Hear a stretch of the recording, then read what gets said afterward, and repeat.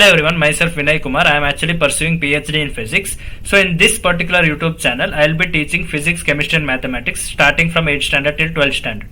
So if you actually want to learn physics, chemistry and mathematics, then please do subscribe to my channel and stay tuned with my channel. So in my last video, I was actually discussing the 13th chapter of science subject which is there in 8th standard, that is light. So in this particular video, I will be teaching the exercise questions which is actually present in this light chapter. So coming to the first question in this particular exercise, they have asked, if you are in a dark room, then can you see the objects clearly, and can you see the objects which are there outside that particular room? The answer is no, because you cannot actually see the objects which are present in that particular dark room, because whenever you want to see any object, certain amount of light should fall on that particular object and it should actually get reflected from that object, or at least that object should produce some light, so that light will actually fall into your eyes and then only your eyes can actually see that particular objects. But inside dark room there will be no light at all, hence you cannot even see what objects are placed in that particular dark room. You cannot see outside what it is there, and you cannot also see what is there inside because there is light absence. So coming to the second question, they have actually asked to differentiate between diffused reflection and regular reflection. So if you refer my previous video, I have actually given clear explanation for regular and diffuse reflection.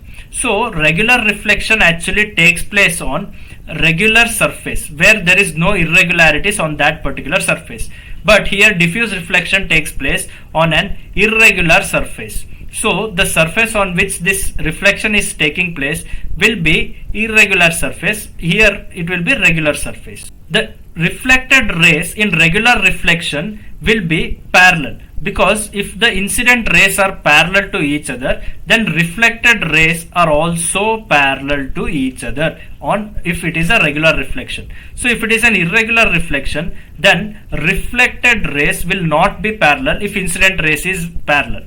So whenever incident rays are parallel in regular reflection, the reflected rays will also be parallel. But in diffuse reflection, even though incident rays are parallel to each other, but reflected rays are not parallel to each other. So this is one more point.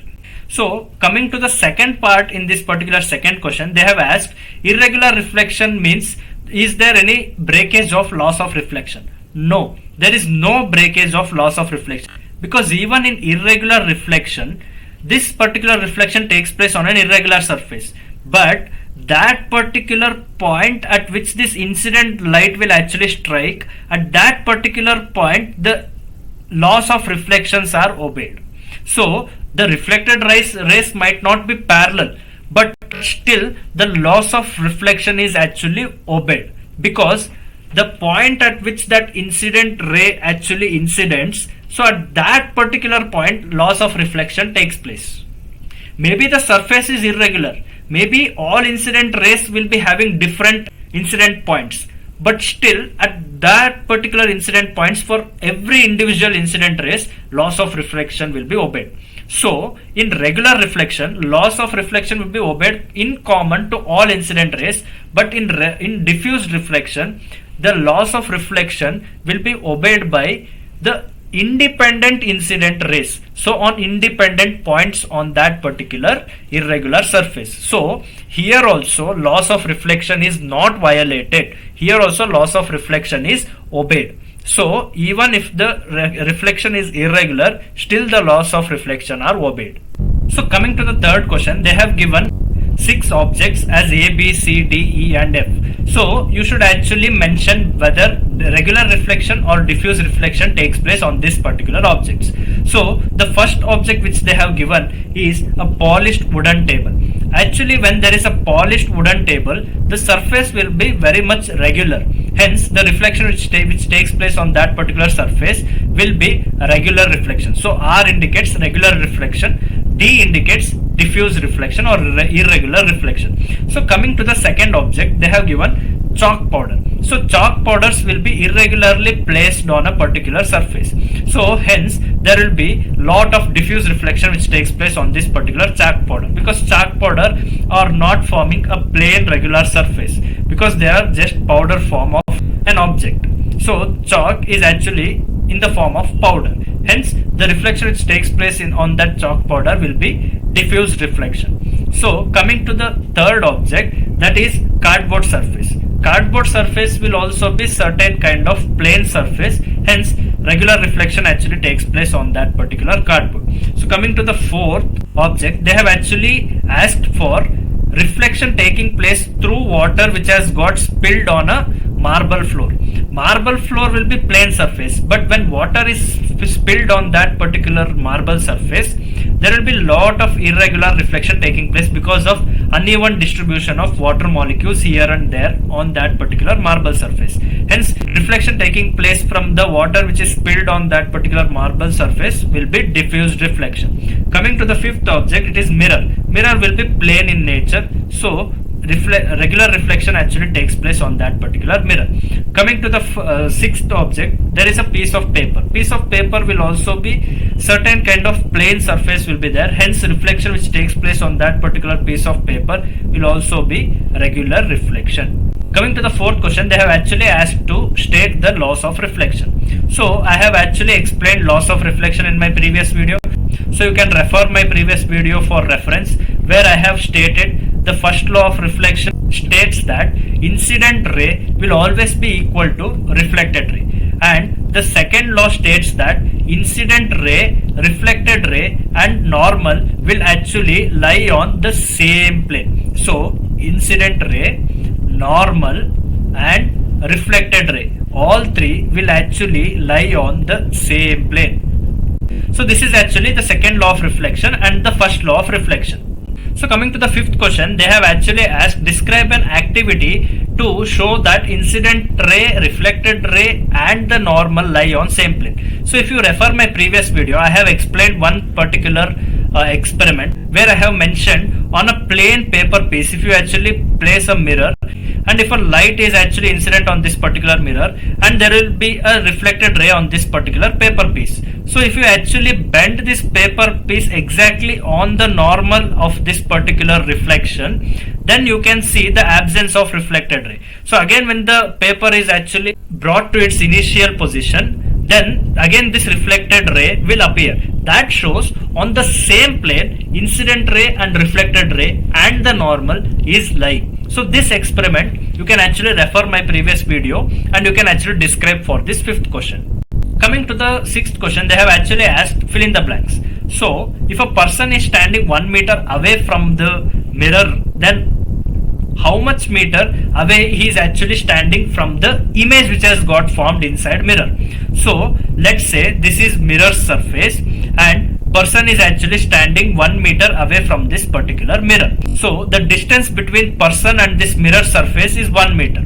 So now what is the distance between the image and this particular person? So image will be exactly 1 meter away from the surface of this mirror. So the total distance which this man and the image of this particular man is 2 meter, because here the distance of this particular image is 1 meter from this mirror surface inside the mirror, and the distance of this particular man is also 1 meter from the mirror surface. So 1 plus 1 will be 2. Hence the distance between the man and the image of that particular man will be 2 meter. So answer for this first question in this sixth question will be 2 meter. So coming to the B question, if you actually touch your left ear with your right hand, then inside mirror you will actually see right ear being touching with left hand. So the answer for first fill in the blank will be left ear and the answer for second fill in the blank will be left hand. That means in the mirror you can actually see the lateral inversion of your image. So if you touch your left ear with your right hand, then it will seem to be touching your right ear with your left hand. So the first answer is left and the second left ear, and the second answer is left hand. So coming to the C question, the size of pupil actually increases when you see a dim light, because whenever there is dim light present, the pupil size will increase so that more amount of light can be entered to eyes, so that you can clearly see what is there in dim light. But when there is bright light, the size of pupil will decrease, so that less amount of light will be entered to eyes, so that eyes can be protected from that particular bright light. So in dim light, size of pupil becomes larger, and in bright light, size of pupil becomes smaller, so that in dim light pupil can allow more light to enter eyes, so that eyes can clearly see what is there in dim light. So coming to the D question, they have actually asked night birds have dash cones than rods in their eyes. They will be having less cones than rods, because night birds will be active in nighter time, that is at night there will be less amount of light present in the nature. So in the dim light, rods will be much more sensitive. Hence night birds will be active in night because they have more rods compared to cones. So that's why there will be less cones and more rods. So answer for D will be less cones. Coming to the 7th and 8th question in this particular exercise, they have actually given a statement and they have given 4 options. You have to choose one correct option out of those 4 options. So coming to the 7th question, they have actually given the first law of reflection, that is incident angle will be equal to the reflected angle, and they have given different option where option A is actually the correct option, because always this particular law of reflection will be obeyed by the light. So the correct option is always. Coming to the 8th question, they have asked there is an image formed inside a mirror, and they have given set of options, out of which option B will be the right answer, because the image which is formed inside the mirror is actually virtual, because it is not real image, because it is not real object. The real object will be outside mirror. Whatever you can see inside mirror is just a virtual image. So it will be virtual, and the image will be formed behind the mirror, and the size of that particular image will be of the same size of that particular object, because the surface of that particular mirror is actually plane. So it is actually plane mirror. Hence it will form same sized image. It will form a virtual image. It will form the image behind the mirror. So the correct option for this 8th question will be option B. Coming to the 9th question, they have actually told to describe the construction of kaleidoscope. So if you refer my previous video, I have explained about kaleidoscope properly. So you can refer my previous video for this question, where 3 rectangular mirrors are joined together to form a pyramid, and one transparent paper is attached on one end of that pyramid formation of 3 mirrors, and there will be a certain drawing drawn on that particular transparent paper. So whenever light passes through that transparent paper, there will be multiple reflection happening between those 3 mirrors, and when you see through the other end of that particular kaleidoscope, you can see a beautiful image formation. So this is how kaleidoscope works. So for more details, you can refer my previous video. Coming to the 10th question, you should actually draw a neat labeled diagram of human eye, and you should actually describe. So if you refer my previous video, I have actually drawn human eye. You can also refer your textbook for a beautiful human eye drawing, and you can actually name the different parts of human eye. So human eye contains cornea, iris, pupil, where the white part is actually the cornea, which is actually protecting our eyes, and the black color part is actually iris, and the opening at the center of that particular iris is known as pupil, through which the light rays actually pass inside the eyes, and there will be lens which is present behind the pupil, and that lens will converge the light on the retina of eyes, and that retina will convert that particular light rays into signals, and that signals will be passed through optic nerves to brain, and then brain can actually recognize the object which is there in front of that particular eyes. So this is how you should actually draw human eye, draw the different parts of eye, and you should actually describe the working of human eye. So for this you can refer my previous video. So coming to the 11th question, certain kind of light experiment to observe regular and irregular reflection, it is not safe to use laser light to do these kind of experiments. Why? Because laser light have much more higher intensity compared to normal light, because normal light will actually disperse in all possible direction. So whereas in laser light, all light rays will be concentrated at one particular point. Hence, at that particular point where this laser light falls, the intensity of that light will be much more higher compared to normal light, because all light rays will be concentrated at one particular spot. But whereas if you take a normal light, then all light rays will be diverged in all possible direction. But in laser light, all light rays will be concentrated at one particular point. Hence, that particular point will have higher energy. And if that particular student, if he uses laser light, and if by accidentally if he sees through that laser light, then it may actually damage his or her eyes. So that's why it is not advisable to use laser light to do these experiments. You should always use a normal light to do any kind of light experiments. Coming to the 12th question, you should actually mention the measures which you can take so that you can actually protect your eyes. So you should always use UV protecting glasses whenever you go outside in sunlight, and you should also use vitamin A rich food so that it can nourish your eyes. You should always use proper lighting to read a book, because whenever you are actually reading and writing a book, then you should actually use proper lighting, because if you use more brighter light or if you use much more dimmer light, then it will actually strain your eyes. So that's why you should use optimum lighting to read or write anything. So there are so many other measures which you can actually take for protecting your eyes, and by taking these measures you can actually enhance the lifespan of your eyes as well. So you can go on listing different measures which can be taken for protecting your eyes. So coming to the 13th question, they have actually mentioned the angle between incident ray and reflected ray is 90 degree. That is, if you consider this as a plane mirror surface, and if there is an incident ray which is actually falling on this particular plane surface, and if you consider this as normal of this particular incident point, and there will be a reflected ray taking place. So here the angle between this incident ray and reflected ray is actually 90 degree. So now you should actually mention what will be the incident angle I and what will be the incident reflected angle R.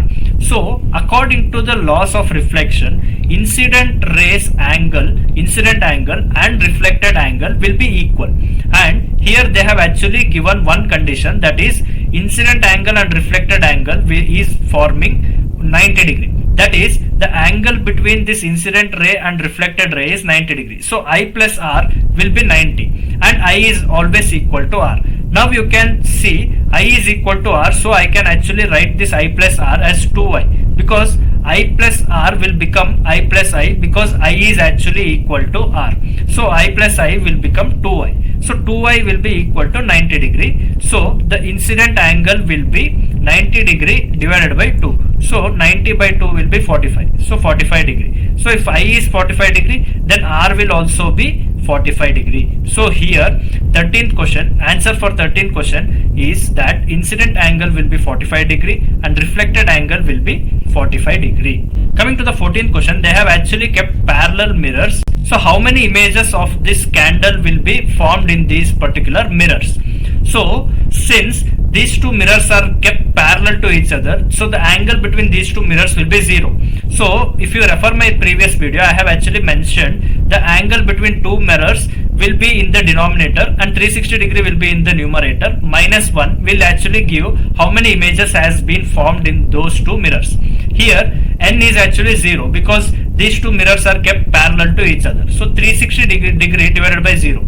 So anything divided by 0 will be infinite. Hence the answer for this will be infinity. That means there will be infinite image formation. So there will be infinite images of this candle flame in these two mirrors. So coming to the 15th question, they have actually given two mirrors which are actually kept at 90 degrees to each other, and there is a reflected ray, there is an incident ray which is actually falling on this particular mirror at the angle 30 degree. You should actually draw the reflected ray from the second mirror. So this particular incident ray is 30 degree with respect to the normal. So the reflected ray which comes from this first mirror will also be at 30 degree, and there will be an incident ray. This reflected ray will become the incident ray for the second mirror, and if you draw a normal over here, then same angle will be created here and the reflected ray will be emerging from this particular second mirror. So you can draw this particular image for 15th question. since here this normal and this particular normal is actually meeting each other. If you extend these two normals, there will be a 90-degree creation here, and you can see there is a clear formation of triangle taking place here. So if this particular angle is 90 degree and this particular angle is 30 degree, addition of all interior angles of angle is 180 degree. So 90 plus 30 is 120 degree. Then the incident angle on this particular second mirror will be 60 degree, and the reflected rays angle with respect to this normal of second mirror will be 60 degree. So the second reflected ray from the second mirror, so the angle of reflection of this particular reflected ray from mirror 2 will be 60 degree, and this is actually the image which you can draw for this 15th question. So coming to the 16th question, there is a mirror kept over here, and there is one student actually standing at point A, and there is three objects which are kept at point P, point Q, and point R somewhere here. So can this person who is standing at point A, can he see the reflection of object which are placed at point P, Q and R in this particular mirror? Yes, he can actually see, because all these objects are actually above the surface of this particular plane mirror.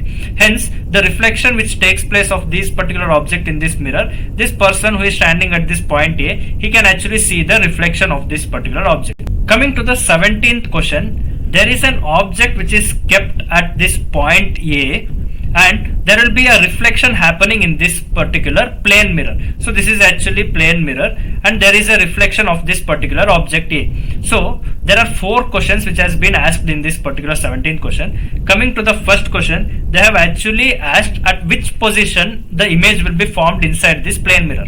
So the distance at which this point A is present from the surface of this mirror, same distance behind this mirror the image of this particular object A will be seen. So there are 2 points, one is B and C outside this mirror, where 2 students are actually standing. So the student who is standing at B position also can see this particular image, and the student who is actually standing at this C position can also see this particular image in the same place.